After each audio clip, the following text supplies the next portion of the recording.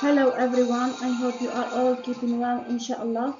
In this video, I'll be trying to guide you and explain to you the ways in which you would revise and study for your exam and your tests, and highlight the nature of the former and the latter, as well as their themes and content, so that you will be able to focus on specific data to analyze and revise. First, I'd like to refer to a few things as far as this course is concerned, and then move to discuss the guidelines for you to score better and answer cleverly, and how to make use of the time that you will have, inshallah.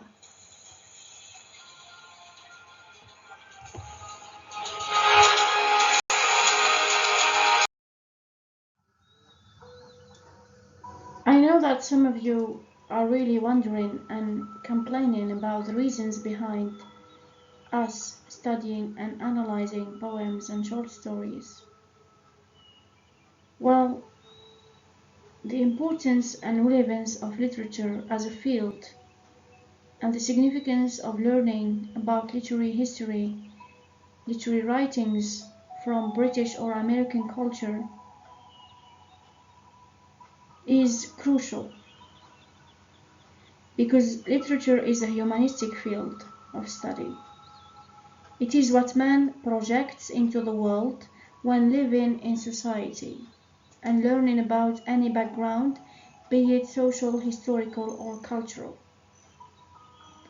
It is, of course, written to mirror cultural and social realities, so it is not written in vain, so it shouldn't be studied in vain as well.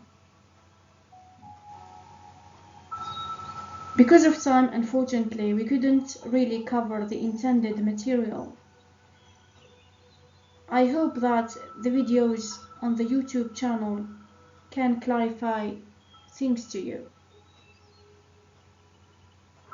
Reading poetry can be boring as well, because its meanings and concepts are always implicit beneath the beauty and trickery of language. But it can be grasped if you focus more on the literary material, applying in this regard critical reading. So concerning the test, I have already informed you that it will be on the seafarer and on the wife's lament. The way to better revise for these two poems is to read them.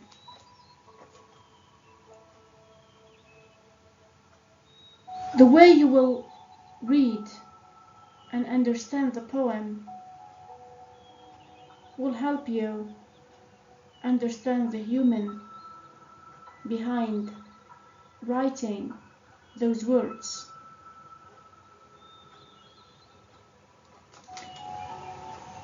Because when you are writing or reading,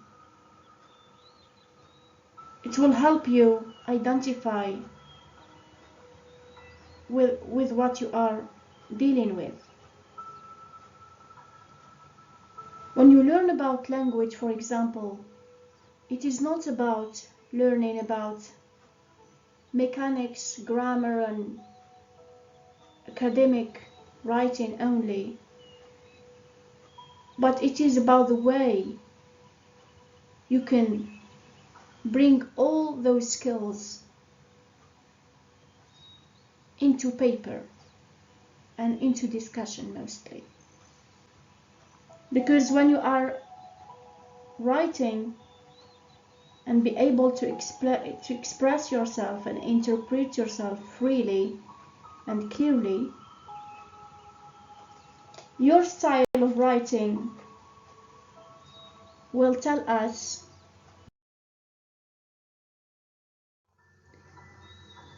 what kind of person and student are you. The way you will express yourself via the use of diction is then of a higher importance, as it is a skill development and a talent refinement. Writing and expressing will show your humanistic contribution as an output to the things you have read, acquired, and learned, similar to poetry writing, for example. Poetry focuses on the human self, where the poet speaks to himself or to herself loudly. And similar to you and the way you explain yourself, poetry distinguishes one from the other, because every one of us live in a world, but then creates a world of his or her own. Poetry, in this regard, contains the natural world in a thought. So by bringing the humanistic side of you and your feelings into the text, you will only then be able to identify, understand another human feeling, because every poet and every writer tells a story behind his or her text.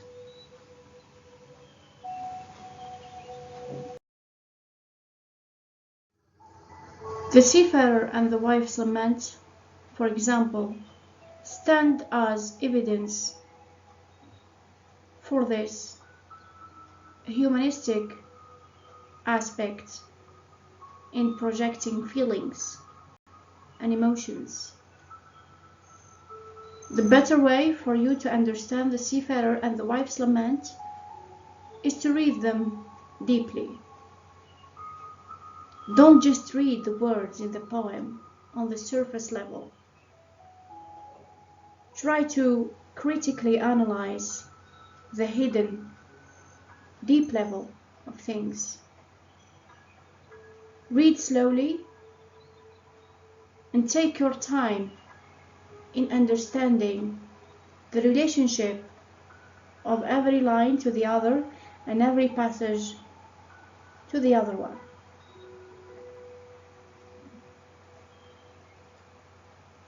As examinees, you will be obliged to watch the video related to these two poem analyses, because it stands as the cornerstone for your test answers.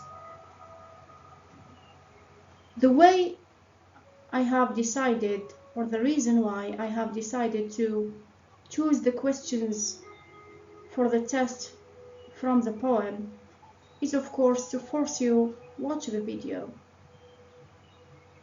and to help you understand the analysis of the poem and try to make sense of what you read and learn something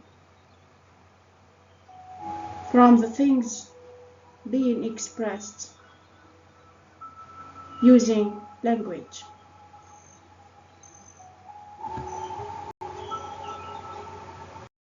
Also, you will be obliged to watch and go through the two YouTube videos that I have sent you.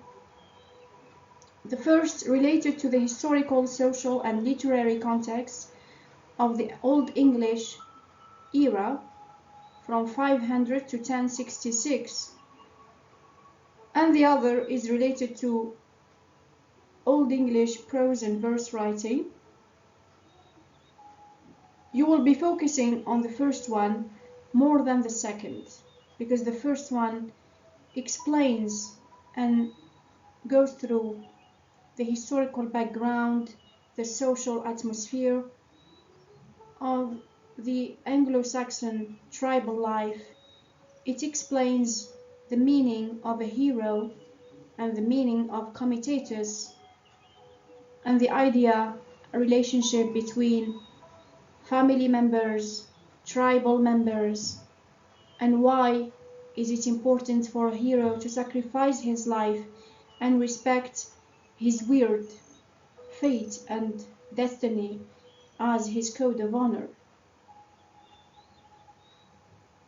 The second video is less important because it will not be included as much in the exam or in the tests, because it only introduces you to the famous writings and literary genres from the time.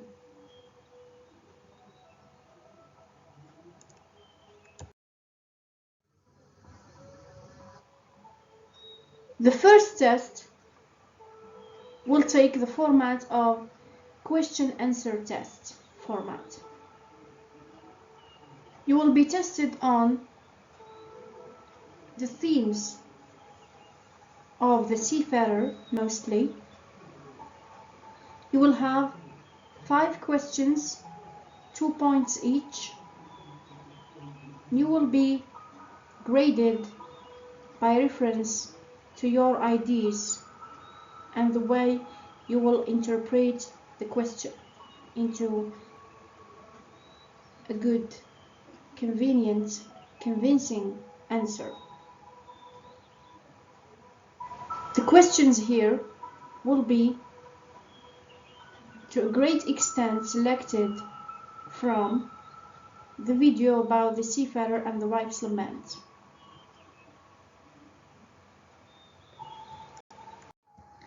The second test, the 5-point test, will have the type of or the format of an MCQ question test. You will have 10 questions with alternatives to choose from, 0.5 each. The second test will include questions about the seafarer again, slightly, the wife's lament, and the historical and social backgrounds of the Anglo-Saxon times. The second test will again focus on the video about the seafarer and the wife's lament analyses, as well as the video concerning the Old English literature, historical and social context. It will be a way for you to revise and prepare for the coming exam, inshallah.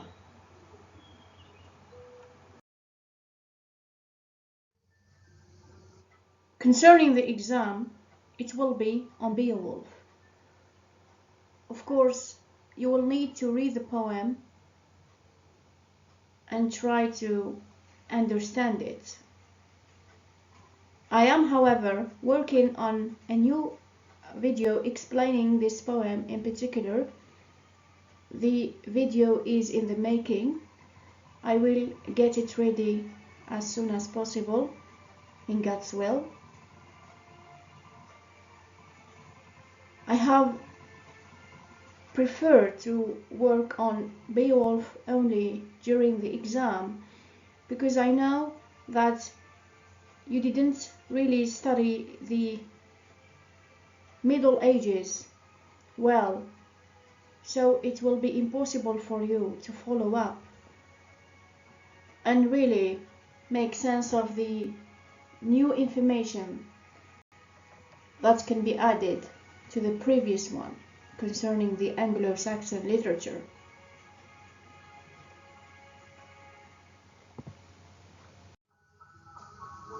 As far as the exam is concerned, you will have 2 questions to choose from. Both of them are about the poem Beowulf. The concerns are mainly on describing content, context, the characters, the themes, and the language if possible. So the focus is on the poem as literary material in context of its social, historical, religious realities. For example, the meaning of tribal relationships, commutators, Christian versus pagan lives, earthly versus heavenly dimensions. In the exam, you will have only 1 hour to outline your ideas, organize your thoughts, and write a comprehensive whole. What I can advise you is to choose the question to answer wisely, because you will have less time to repeat or change the topic. Once you decide on the question to answer, read it carefully and underline the key items necessary to highlight in order not to forget the points you wish to discuss. As you didn't study and practice the essay writing and outlining properly, and because the essay writing requires more time to it, because you need to outline, draft, and write good composition about the topic, we have decided that you will write a long paragraph where certain points need to be paid attention to. Writing the exam paragraph will take a composition format as if you will be writing a mini essay type.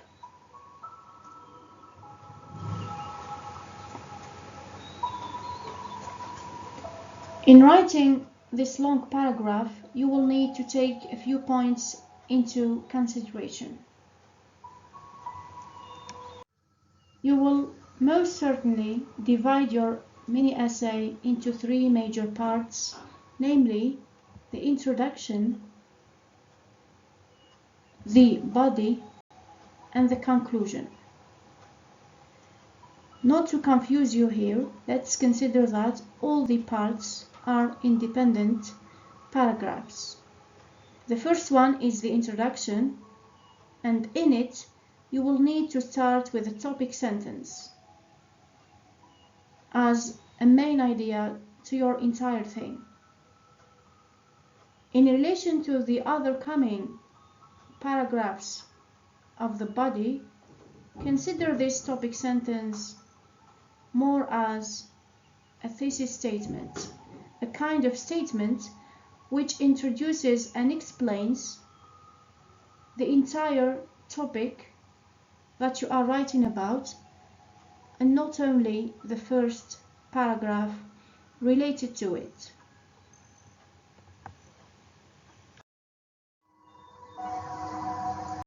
The conclusion has to sum up the things you were describing in the above paragraphs.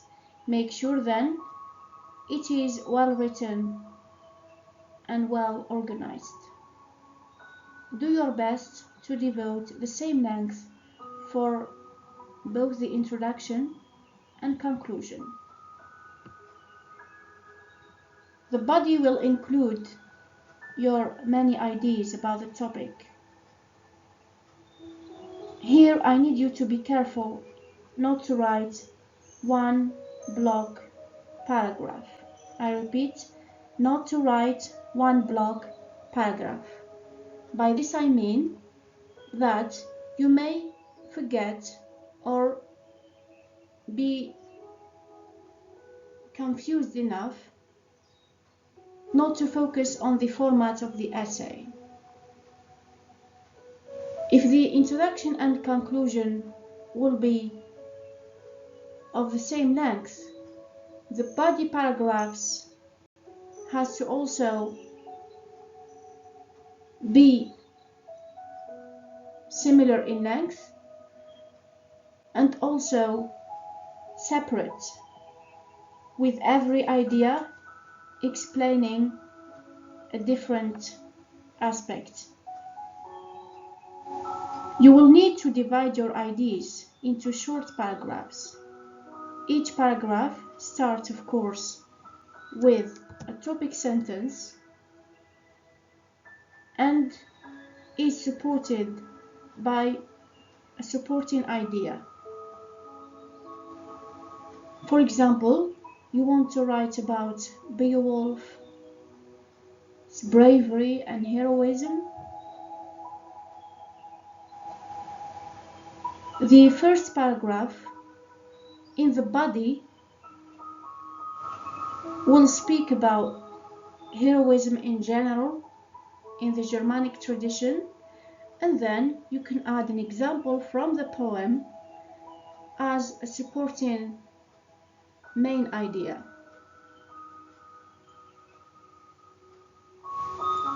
The paragraph will be 3 or 4 sentences long, and every idea about the topic is discussed separately. If you are asked to write and respect a limited number of lines, you will need to partition your paragraphs evenly. For example, your entire essay will look like this: the introduction and the conclusion having the same length, for example, 2 sentences to 3 sentences each, and then the body, which includes many paragraphs of the different ideas that you will be discussing and highlighting. Paragraph 1 with supporting idea, paragraph 2 with its supporting idea, and then paragraph 3, for example, with its supporting idea. Please pay attention to indenting your every and each paragraph. Use mechanics wisely, capital letters with names, punctuation and quotations when referring to anything or quoting from a text, also quotations when referring to the poem's title. Diversify the use of diction, use synonyms to avoid wordiness and redundancy, avoid spelling mistakes, and be careful when you use verbs in conjugation. Don't mix and move back and forth between tenses. It's better to use the simple present if you are describing the story, and the simple past when referring to historical events.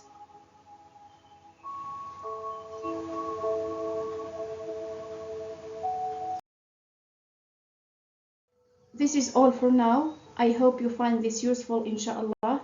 If you have any question, do not hesitate to contact me on my email that is already available to you, or leave a comment in the comment section below. Thank you for watching. I am apologetic for taking too much of your time. I wish you all the best in your exams. Please keep safe. I'll be seeing you inshallah, and salam.